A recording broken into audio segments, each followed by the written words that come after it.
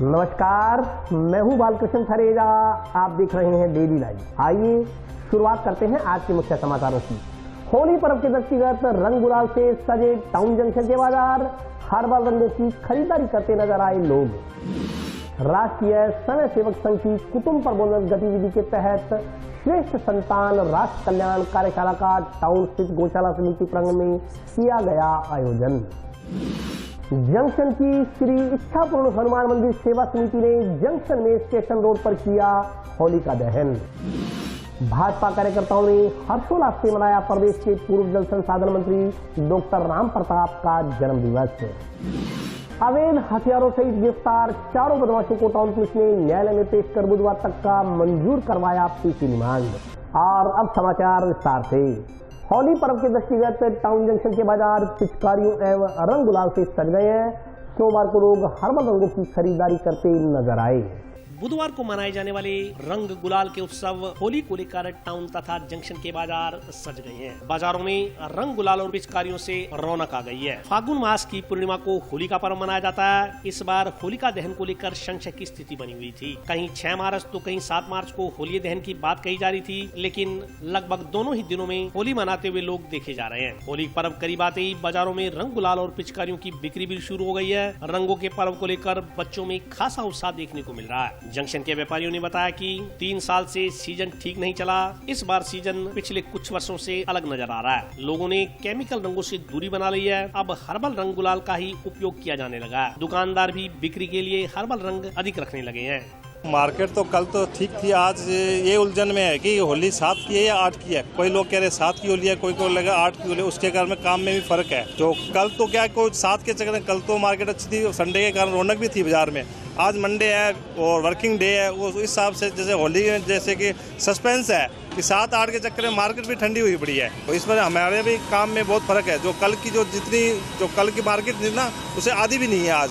तो इस बार लगता नहीं है कि होली में वो पहले जैसी बात है। ज़्यादा तो जैसे ये गुलाल तो है, जो ये गुलाल है ये प्योर आरारोट का गुलाल है, ये सिल्की ज़्यादा ये खरीदते हैं और बच्चों के लिए पिचकारी यही मिल बिक रही है। नहीं तो जैसे ये प्योर गुलाल है, ये फूलों के कलर है, ऑर्गेनिक आयुर्वेदिक है, इसमें कोई केमिकल नहीं है, प्योर फूलों के कलर है। ये होगी, ये नई आइटम है। ये आज इसमें पानी में थोड़ा सा गोल के घुमाने से, जैसे कि अपने पहाड़ों में बर्फ़ नहीं कि स्नोफॉल हो जाती है, वो ऐसी बन जाती है। तो गोला बना के मारने से, एक दूसरे मारने से, उसमें कोई ज़्यादा वो नहीं है। बढ़िया अच्छा है, आइटम बहुत अच्छी है। ये फर्स्ट नई आई है, गन आई है। इसमें जैसे ये गन में ये पटाखा यहाँ लगता है, जैसे कि मैरिज वगैरह में वो सितारे वाले निकलती है ना, इसमें ये पटाखा लगाओगे ना तो 10-15 मिनट ये चलता है। इसमें ये कलर निकलते हैं, अलग अलग कलर निकलते हैं। ये नई आइटम आई है। वैसे ठीक है, अलग थोड़ा सस्पेंस के कारण में मार्केट में थोड़ा सा मंदी है बस। हाँ, लोगों को पता जो आ रहा है वो कब, वो हमसे ही पूछ रहा है होली का आज है कि कल है। ये जैसे मार्केट में तो होली आज मना रहे जलाए जा रहे हैं, और ये नहीं जलेगी आज या कल जलेगी, कई आज मना रहे हैं, कई कल मना रहे हैं। इस चक्कर में थोड़ा सस्पेंस है, मार्केट थोड़ी सी मंदी है इस चक्कर में। राष्ट्रीय स्वयं सेवक संघ की कुटुंब प्रबोधन गतिविधि के तहत परिवार प्रबोधन समिति द्वारा श्रेष्ठ संतान राष्ट्र कल्याण कार्यशाला का आयोजन टाउन स्थित गौशाला समिति प्रांगण में किया गया। राष्ट्रीय स्वयं सेवक की कुटुंब प्रबोधन गतिविधि के तहत परिवार प्रबोधन समिति द्वारा श्रेष्ठ संतान राष्ट्र कल्याण कार्यक्रम में गर्भ संस्कार कार्यशाला का आयोजन किया गया। कार्यक्रम में मुख्य वक्ता शिक्षा विभाग से सेवानिवृत्त अजमेर के समाज सेवी हनुमान सिंह राठौड़ व प्रांत कुटुंब संयोजक कैलाश कुमार थे। कार्यक्रम में मुख्य अतिथि श्रीमती किरण राठौड़ व डॉक्टर राजवीर सिंह राठौड़ रहे। वशिष्ठ अतिथि के रूप में डॉक्टर प्रियंका सेतिया व डॉक्टर राजन सेतिया मौजूद रहे। मंच का संचालन जिला कुटुंब संयोजक राजेश सोनी व नगर कुटुंब संयोजक सत्य प्रकाश जहांगीर द्वारा किया गया। कार्यक्रम में मुख्य वक्ता हनुमान सिंह राठौड़ ने वर्तमान परिप्रेक्ष्य में संतानों का संस्कारी होना क्यों आवश्यक है, क्या वर्तमान में अभिमन्यु जैसे गर्भ में ही सीख कर आने वाली संतान संभव है, शारीरिक बौद्धिक मानसिक रूप से श्रेष्ठ एवं स्वस्थ संतान कैसे हो, गर्भाधान संस्कार का महत्व है, मनोवांछित संस्कार एवं गुणों से युक्त संतान गर्भाधान संस्कार द्वारा प्राप्त कैसे हो आदि विषयों के बारे में जानकारी दी गई। डॉक्टर राजन सेतिया व डॉक्टर प्रियंका सेतिया ने गर्भ संस्कार में आयुर्वेद का महत्व बताया। वहीं डॉक्टर राजवीर सिंह राठौड़ ने कविता के माध्यम से संस्कारित परिवार को परिभाषित किया। श्रीमती किरण राठौड़ ने गर्भ में पल रहे बच्चे के प्रति माँ के दायित्व को कार्यक्रम में उपस्थित माताओं और बहनों को समझाया। नाम ना हो उस भजन को गाना चाहिए, उस भजन को गाना ना चाहिए, उस भजन को गाना ना चाहिए, उस भजन को गाना ना चाहिए, उस भजन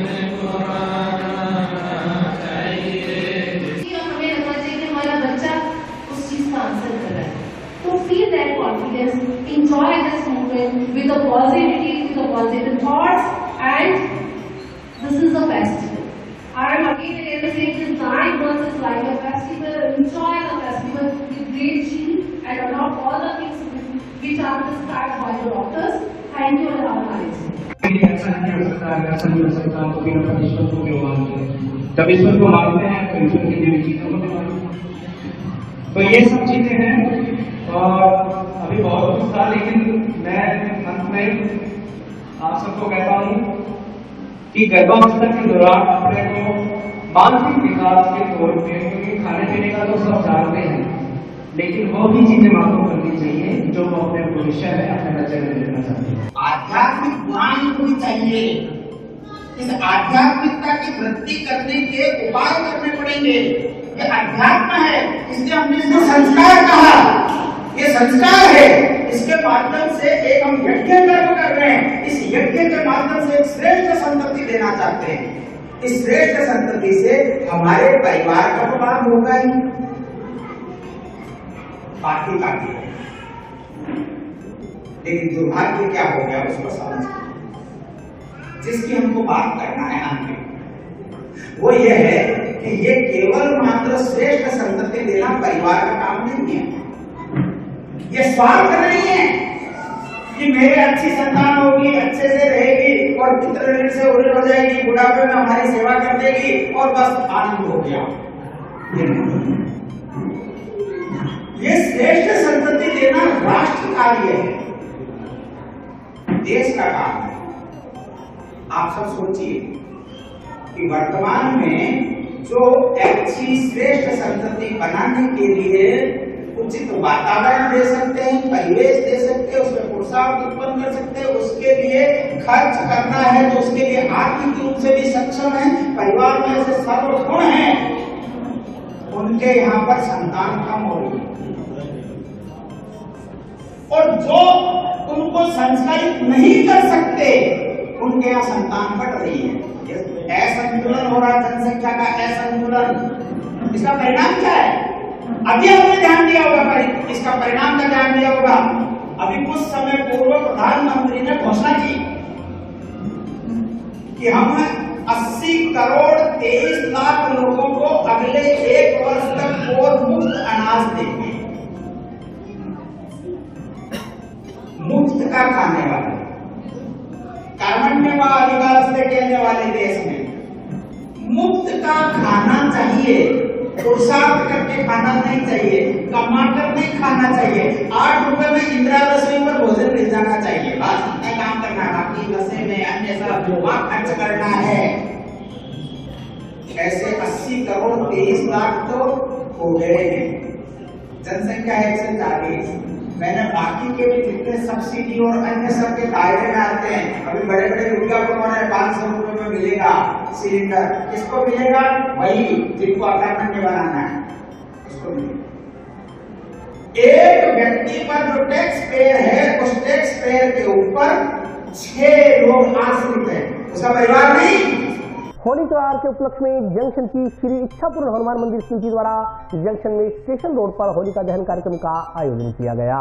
जंक्शन में श्रद्धालुओं द्वारा होलिका दहन किया गया। सोमवार को जंक्शन में आयोजित होलिका दहन कार्यक्रम में बड़ी संख्या में महिलाओं और पुरुष श्रद्धालुओं ने भाग लिया। इस दौरान समिति सदस्यों की ओर से भक्त प्रहलाद के जय घोष के साथ विधि विधान से स्तंभरोपण किया गया। इस मौके पर समिति के अशोक व्यास सहित अन्य सदस्यों ने प्रहलाद स्तंभरोपण का पूजन कर प्रहलाद को होलिका की गोद में बैठाया। उन्होंने बताया कि रात्रि लगभग 12:15 बजे होलिका दहन किया जाएगा। इस मौके पर उपस्थित लोगों ने होलिका दहन कर मनौतियां मांगी। तो ये होलिका दहन की जैसे पूजा होती है, तो इसमें मिठाई, फल फ्रूट वगैरह, अगर ये बड़कुल्ले बनाए जाते हैं, मिठाई चढ़ाई जाती है इसके ऊपर, और तिलक लगा के रोली मोली चावल से इसका पूजन किया जाता है। ऐसे होलिका की उसी रात को इसका दहन किया जाता है। और इसमें प्रहलाद भगत की विजयी होती है। फागुन उत्तरते की पूर्णिमा को आज होली पूजन है, तो पूजा के लिए हम आए हैं। होली माता से प्रार्थना करते हैं कि अच्छी 12 महीनों में अच्छी बार आवे, अच्छी सबकी मनोकामना पूर्ण करे, संकट का कार्य सबका सारे अच्छी तरह से सब फुले रहे।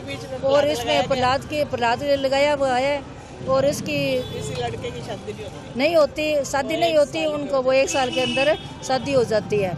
जो मन में कामना करती है वही पूरी होती है। प्रहलाद ही भगवान है, बच्चे है होली माता से, तो भक्तों क्यों कौन बचेगा, सारा ही बचेगा। विष्णु भगवान को भगत और प्रहलाद वो क्या कहे, पिता गोदी में कौन बिठाओ, बोले मैं तो भगवान की गोदी में बैठूंगा। तो फिर भगवान वो गुरु ने दुदकार दिया, जब चलिया गया बाहर जंगल में पूजा करे भक्ति करने गया, मैंने भगवान विष्णु मिल गए तो बाप की गोदी के ज्यादा है। जी आजी का बने राम को नाम कौन लेने देता, ना पूजा पाठ करने देता। प्रहलाद भगवान को भगत हो तो बने प्रहलाद का पापा जी का बने रोज मारने की धमकी देता, कभी तेल की कढ़ाई में डाल देता, कभी कोई जहर दे देता, कभी पहाड़ों से गिरा देता। फिर उसकी बहन को बुलाया, बहन ने शिक्षा दी कि आप हिरण्याकश्यप को तो भी आप होलिका दहन बनो, उसके अंदर मैं बैठूंगी, प्रहलाद को गोद में लेऊंगी, तो आग में कौन जलेगी, बन वरदान मिलेड़ो। तो वह होलिका दहन प्रहलाद ने गोद में लेके बैठ गई, भगवान की ऐसी सत्ता हुई, प्रहलाद गोदी में बैठ गए, तपस्या करने लगे, जोड़ी होली मंगलाई जी, प्रहलाद बच गया, प्रहलाद की बुआ जल के राख हो गई। होली माता में इतनी शक्ति है। आज हमने मुहूर्त के हिसाब से होलिका दहन किया है। होलिका दहन के बाद हमारे मोहल्ले की शहर की माताएं बहनें बच्चे सब पूजन करने के लिए आ रही हैं और इसका शाम तक होलिका दहन तक पूजन चलता ही रहेगा।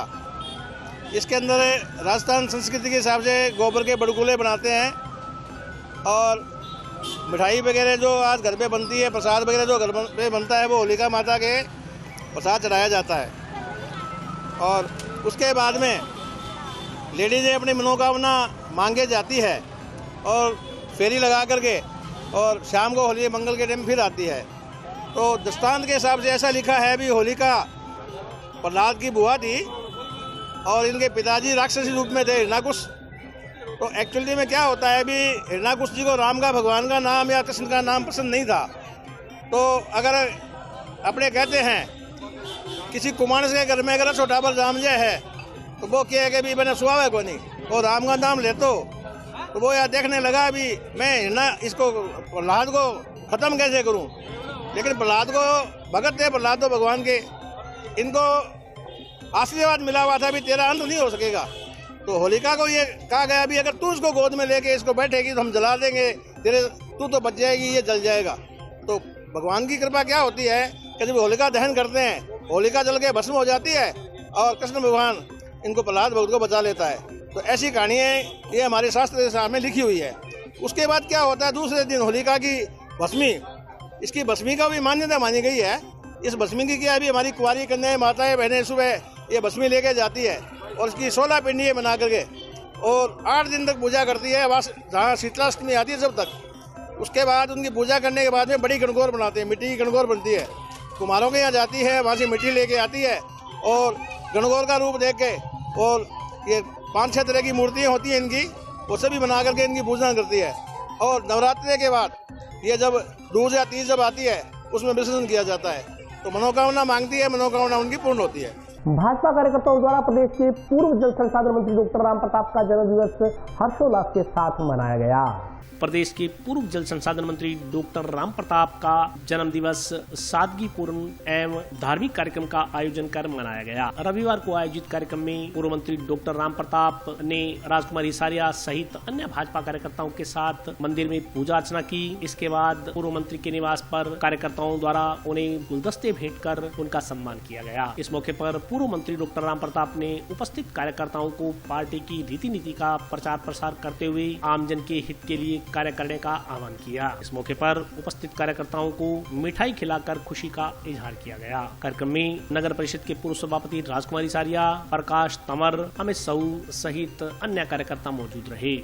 आज माननीय डॉक्टर राम प्रताप जी का जन्मदिन था। इस अवसर पर हम लोगों ने एक कार्यक्रम भी रखा था सब कार्यकर्ताओं ने मिलकर, पर क्योंकि हमारे जो एक बढ़िया साथी विनोद जी जूरिया थे, उनका कल आकस्मिक निधन हो गया। इस वजह से इस कार्यक्रम को हमने स्थगित कर दिया था। उसके बावजूद कुछ साथियों के पास जिनके पास सूचना नहीं पहुंची वो सब लोग यहाँ आए, डॉक्टर साहब के जन्मदिन की बधाई भी दी और हम लोगों ने विनोद जी को श्रद्धासुमन भी अर्पित किए।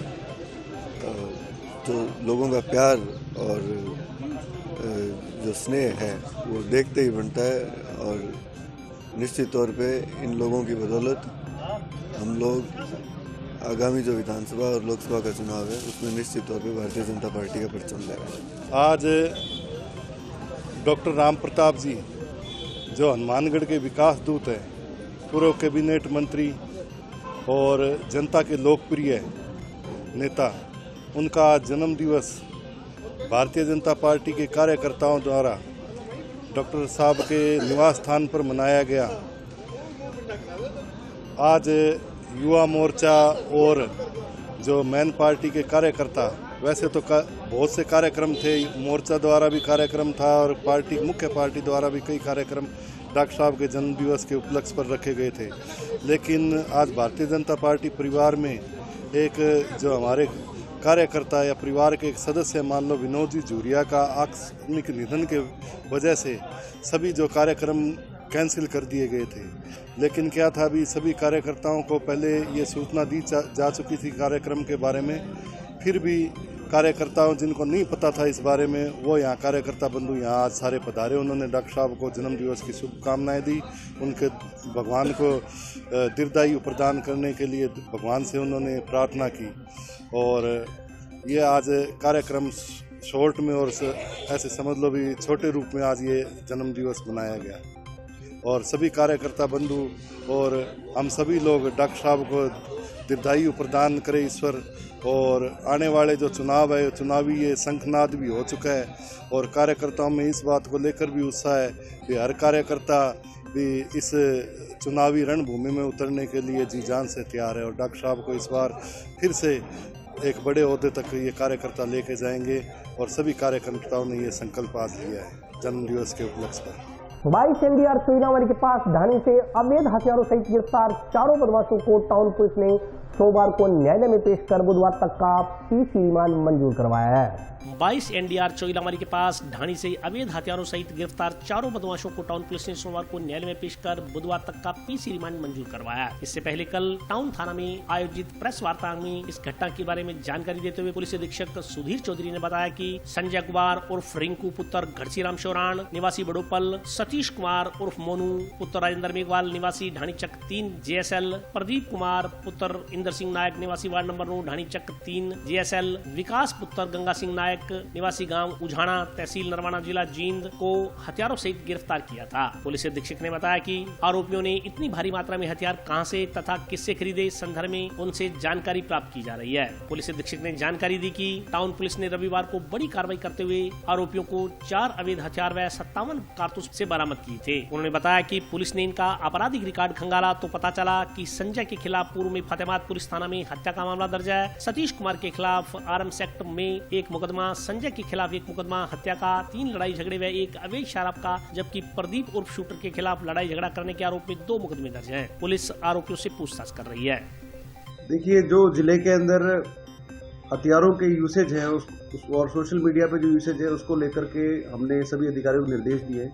उसी के संदर्भ में हमने 4 अक्यूज पकड़े हैं। संजय उर्फ रिंकू जाट हरियाणा का रहने वाला है। इसके अलावा सतीश, प्रदीप और विकास बिरानी पुलिस स्टेशन के रहने वाले हैं। इन चारों के पास से हमें देसी कट्टे और भारी मात्रा में कारतूस बरामद हमने किए हैं। और एक हमारा मुकदमा 761/22 है जिसमें ये इनमें से 3 लोग अक्यूज्ड है। उस मुकदमे में पृथक से हम कार्रवाई करेंगे। और हमारा उद्देश्य ये है कि जिले के अंदर जो भी आर्म्स सोशल मीडिया पर दिखाते हैं या फिर आर्म्स को लेकर के जो घटनाएं करते हैं उन पे अंकुश लगाने के लिए हम लोग लगातार प्रयास कर रहे हैं। अभी रिसेंटली हमने नौर भादरा के अंदर भी जो अक्यूज पकड़े हैं वो हमने इसी अभियान के तहत पकड़े हैं। और आने वाले समय में जो भी मुलजिम आसपास के जिलों से, चाहे से वो हरियाणा से हों, पंजाब से हों या फिर लोकल जो गैंग्स हैं, उन पे हम सख्त कार्रवाई करेंगे। और सभी अधिकारियों को निर्देश दे दिया है कि आसूचना संकलित करें और इस तरह के असामाजिक तत्वों को लगातार कार्रवाई के माध्यम से जेल में पहुंचे। देखिए, इसमें जो संजय है, संजय के खिलाफ पहले भी एक मर्डर का मुकदमा है और ये अभी बेल पे बाहर है।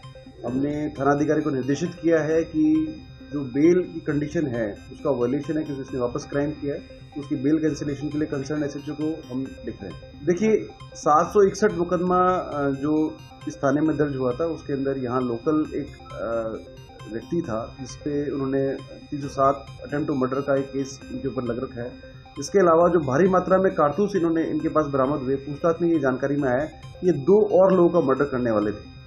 तो ये काफ़ी शातिर लोग हैं और इन्होंने प्लानिंग के तहत इतनी मात्रा में कारतूस इकट्ठे कर रखे थे और ये प्लानिंग करके आगे इस घटना को अंजाम देने का प्रयास कर रहे थे। परंतु पुलिस की सजगता से ये मुलजिम पकड़े गए और हमने कारतूस बरामद किए हैं। आर्म्स एक्ट की धाराओं में हम लोग कार्रवाई करेंगे और इस केस को हम केस ऑफिसर स्कीम में लेंगे, जिससे कि आगे ये लोग कोई घटना न करें। देखिए, इसके रिगार्डिंग हम पूछताछ कर रहे हैं। हम अंतिम छोर तक जाएंगे कि कहाँ से ये इतने कारतूस ये लेकर के आए। अगर इसके अंदर कोई जिले का कोई व्यक्ति सामने आता है, उसको भी हम मुकदमे में अरेस्ट करेंगे। अगर कोई बाहर का व्यक्ति, बाहर की कोई सप्लाई चेन आती है, तो उसके में हम कार्रवाई करेंगे। और अभी वक्त ब्रेक का, हाजिर होता हूँ छोटे से ब्रेक के।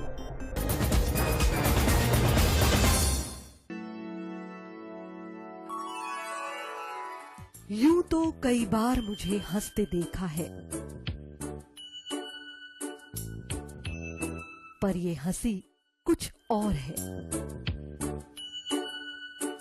ये गहना मुझ पर जचता है,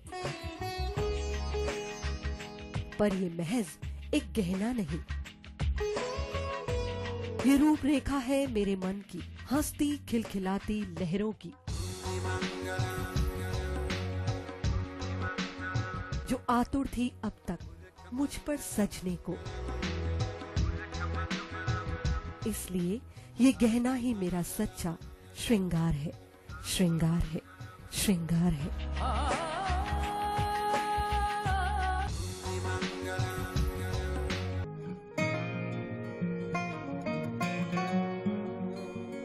बेटा सतीश, देख बेटा, बिजली का बिल आया है। कोई छूट भी मिली है क्या? बजट में तो मुख्यमंत्री जी छूट देने के लिए बोल रहे थे। अरे हाँ माँ, इसमें तो 750 रुपए कम करके आए हैं।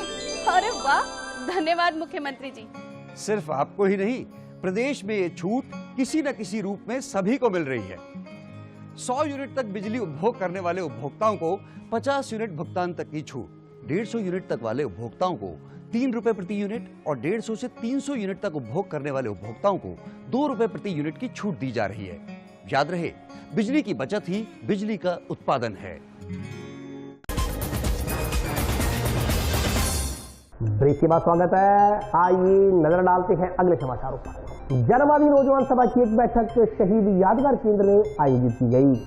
जनवादी नौजवान सभा की एक बैठक शहीद भगत सिंह यादगार केंद्र में आयोजित की गई। बैठक में पदाधिकारियों ने केंद्र सरकार की नीतियों की आलोचना करते हुए उसे गरीब के लिए नुकसानदायक बताया। वक्ताओं ने कहा कि केंद्र सरकार की दमनकारी नीतियों के कारण आम जन की अभिव्यक्ति की आजादी छीनती जा रही है। इसके अलावा गरीब लोगों का जीना मुहाल हो गया है। उन्होंने कहा कि स्थानीय स्तर की बात करें या पूरे देश की अफसरशाही हावी हो गई है, आम जन की कोई सुनवाई नहीं है। उन्होंने कहा कि जिला मुख्यालय पर इंडस्ट्री एरिया में स्थित फैक्ट्रियों में केमिकल युक्त पानी निकल रहा है। इसके अलावा वायु प्रदूषण भी फैल रहा है। कई बार शिकायतों के बावजूद ऐसी फैक्ट्रियों के खिलाफ कोई कार्रवाई नहीं की जा रही। उन्होंने कहा कि शिक्षा का आलम तो ये है कि सरकार नई शिक्षा नीति लागू करने का दावा कर रही है, मगर हकीकत यह है कि सरकारी और गैर सरकारी स्कूलों में पढ़ने वाले छोटे छोटे मासूम बच्चों के साथ शिक्षकों द्वारा अपराधियों की तरह पेश आया जा रहा है। बच्चों की निर्मम पिटाई की जा रही है। इस पर रोक लगाई जानी चाहिए। बैठक में जमीनों की मांग को लेकर टीबी में चल रहे आंदोलन को समर्थन देने की भी घोषणा की गई। आज भारत की जनवादी नौजवान सभा की जिला की सचिव मंडल की बैठक हुई है। उसमें हमने जो भारत की जनवादी नौजवान सभा के संगठनीय ढांचे पर जैसे 40,000 मेंबर बनाने का लक्ष्य रखा है। दूसरा, हमने 16 तारीख को, आने वाली 16 तारीख को जो जिले के अंदर जो बिगड़ती कानून व्यवस्था है, जो नशे का सवाल है, चिट्टे का सवाल है, शहर में बढ़ते अपराधों का सवाल है, गाँव में जो अभी चोरियों का इतना ग्राफ पड़ा है कि खेतों में कृषि यंत्र है जो शाम को किसान खेत में छोड़ के आता है, सुबह वो नहीं मिलते, घरों से पार लगा के चोरियां होना, जो बिजली के जो उपकरण हैं उनकी चोरियां होना, शहर के अंदर चेन स्क्रैचिंग की आए दिन घटना, मोटरसाइकिल चोरी, ये है एक तो। और दूसरा, जो जिले के अंदर सरकारी स्कूलों के अंदर टीचरों के द्वारा, अध्यापकों के द्वारा मारपीट बच्चों को, छोटे छोटे बच्चों के साथ बड़े बेरहमी से मारपीट हो रही है। उन पर यहाँ का प्रशासन है वो कोई कार्रवाई नहीं कर रहा है। तीसरा ये कि शहर के अंदर जो यहाँ फैक्ट्रियाँ बनी हुई है, अवैध तरीके से चल रही है, किसी का वाटर ट्रीटमेंट प्लांट नहीं है, बिल्कुल नाजायज तरीके से वहाँ फैक्ट्रियाँ लगी हुई है, वो चल रही है। सब प्रशासन 1-2 फैक्ट्रियों के मालिकों पर कार्रवाई करके तीसरी करी है, जबकि सैकड़ों ऐसी फैक्ट्रियाँ चल रही है जिसमें बदबूदार गंदा पानी चल रहा है। तीसरा कि यहाँ जो भ्रष्ट सिस्टम है, उन तमाम सवालों को लेकर भारत की जनवादी नौजवान सभा पूरे जिले भर की तहसीलें हैं उनमें तमाम वर्करों तक, कार्यकर्ताओं तक, गांव-गांव में लोगों को साथ लेकर के 16 तारीख को बहुत ही बड़ा कार्यक्रम रखेगी, जिससे इन तमाम सवालों को लेकर कार्रवाइयाँ हो।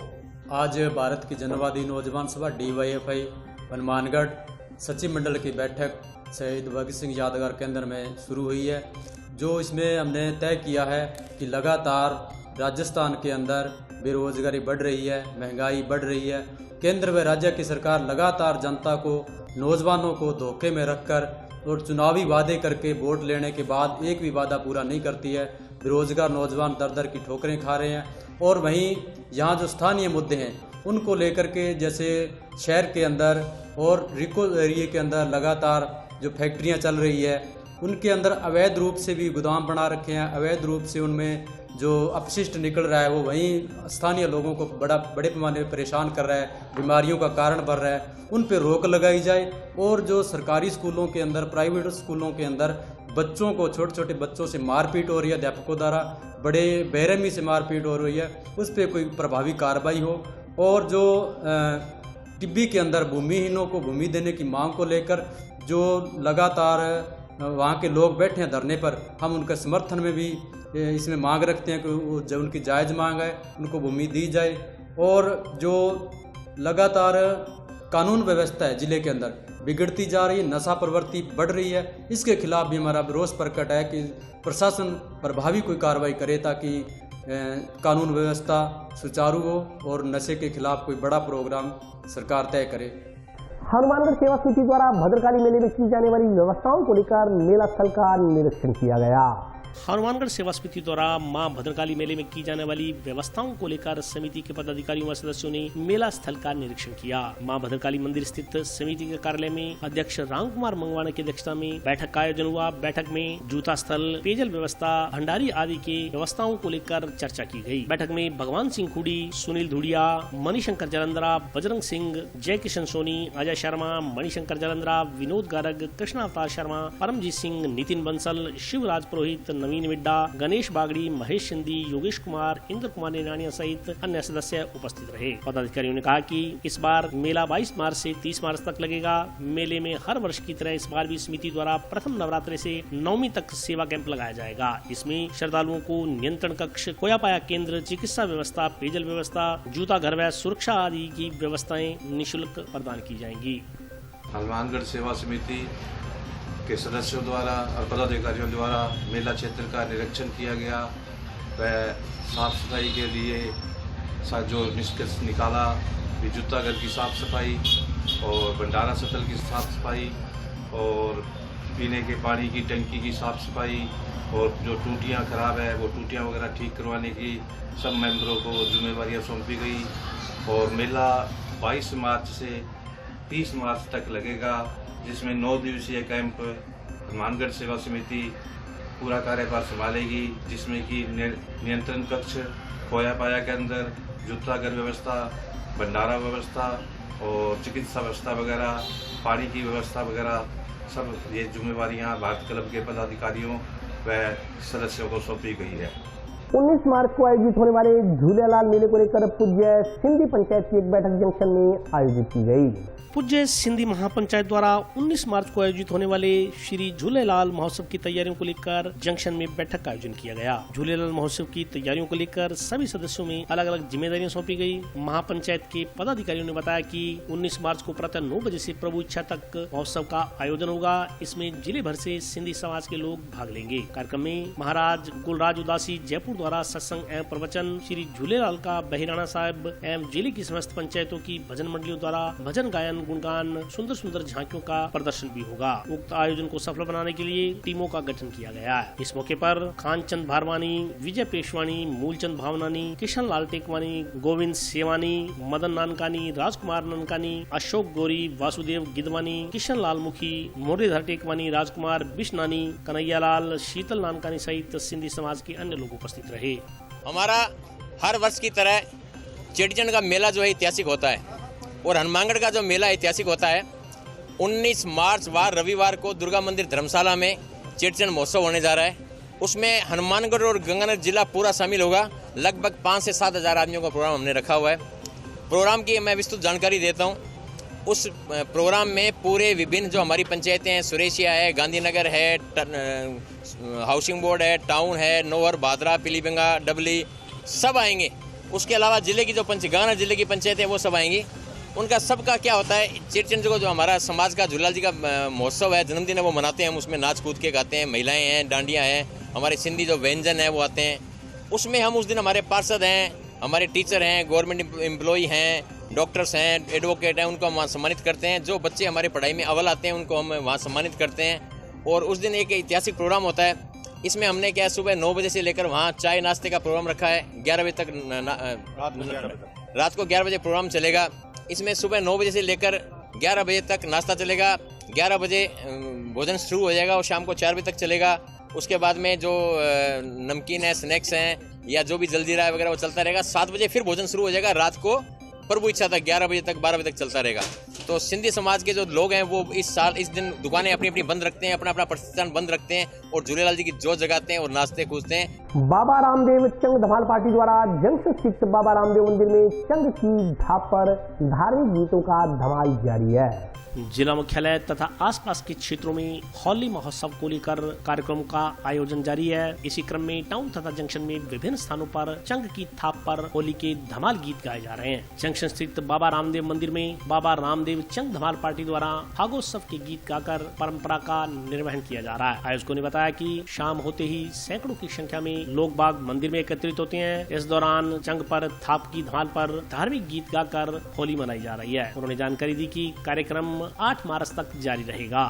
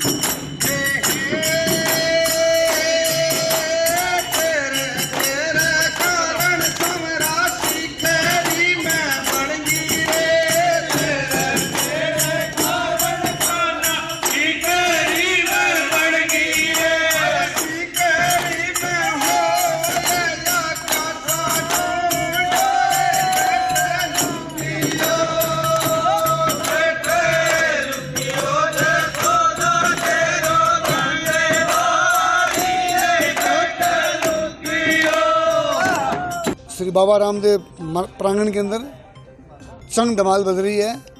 बाहर से आए हुए कलाकार, हमारे मेन कलाकार ओम जी, सरस्वत, शिव जी, काफ़ी जने हैं हमारे यहाँ। जो ये दूसरा साल है, 2 साल से लगातार यहाँ चंग पार्टी का धमाल का कार्यक्रम हो रहा है और ये परसों तक चलेगा।